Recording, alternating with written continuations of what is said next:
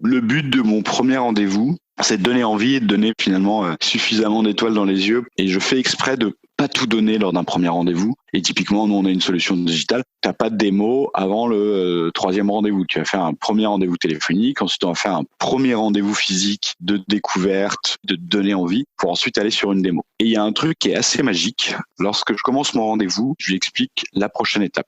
Et la prochaine étape, c'est si ça vous intéresse, on se reverra dans un deuxième temps pour faire une démo, par exemple. Et lors de ces 3 premières minutes du rendez-vous, tu peux dire tout ce que tu veux, les gens vont te dire oui. C'est beaucoup plus simple à la fin du rendez-vous, quand tu as donné suffisamment d'intérêt sur le produit, de dire bah voilà, maintenant comme on s'est dit au début, et tu m'avais dit oui, la prochaine étape, c'est la démo, et c'est aussi plus facile d'intégrer les autres personnes qui sont dans le deal. Donc en fait, si tu le fixes dès le début, c'est un premier rendez-vous avec une personne, même si tu as eu un échange téléphonique, c'est un peu un côté commercial et côté prospect, c'est comment ça va se passer, est-ce que c'est bien, enfin il y a un truc un peu humain de se dire on se connaît pas, et en fait si tu prends la main et que tu facilites la réflexion du prospect, il en est que plus content en fait. Il sait qu'il se dit bah voilà, je sais ce qui va se passer lors de cette heure, je sais ce qu'elles vont être les prochaines étapes et j'ai pas à réfléchir. Je vais vous présenter la solution Moodwork. Et suite à ça, si ça vous intéresse, on se reverra dans un deuxième temps avec les autres personnes qui travaillent sur le sujet pour faire une démo de l'outil. Et je finis toujours par est-ce que ça vous va si on fonctionne comme ça?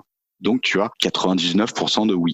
La difficulté, ça peut être si la personne n'a pas accès aux agendas de ses collègues. Bon, c'est quand même de moins en moins le cas parce qu'on a tous un peu des outils modernes et accès aux agendas de ses collègues. À la fin du rendez-vous, on bloque la date avant de sortir du rendez-vous, où elle rajoute ses collègues dans la boucle. Comme ça, c'est bloqué, c'est sûr. Et si tu sens que la personne, elle est pas forcément d'accord pour bloquer d'ores et déjà, tu peux revenir sur ce qu'on s'est dit au début en disant, bah, s'il y a intérêt, on s'était dit qu'on allait bloquer une démo. Là, vous voulez pas bloquer la démo. Ça veut donc dire qu'il n'y a pas intérêt. Et en fait, tu vas qualifier aussi les gens qui sont plus ou moins engagés. C'est important que les commerciaux ils passent du temps sur des deals qui sont intéressants et pas sur des gens qui sont intéressés mais finalement ne t'amèneront jamais à leur boss, ne t'amèneront jamais au décisionnaire si t'es pas face à lui direct.